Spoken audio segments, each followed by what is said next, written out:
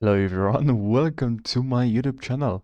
So, the morph effect, it's super cool. So I'm going to show you how to morph two shapes in PowerPoint. So I really hope you're going to find this video help you learn some things or maybe become like more familiarized with PowerPoint. So yeah, let's jump right into this video.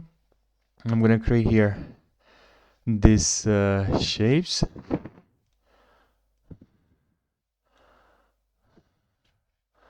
And now here I'll just press enter, create a different slide, and here I'll select this sphere, hold shift, and I can create a perfect sphere, or I mean it's a circle. But now that's really cool. We can go home, select selection pane, and here we're gonna have to double press or add two question marks and morph now. That's not how I write morph. Morph, yeah.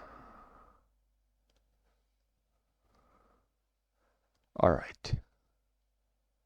All right, now for the second one, double click and enter morph again.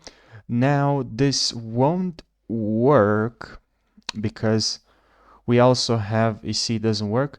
We also have to add actually this morph. And now you see this effect. So we added this. This actually basically just morphs these two shapes, and without this, you won't see this. You won't have this. You will not have this effect, this morph shaping effect. So now if I press F5, I can see arrows on your keyboard, left and right, and I can see this effect, which just looks really nice and is really smooth and so perfect.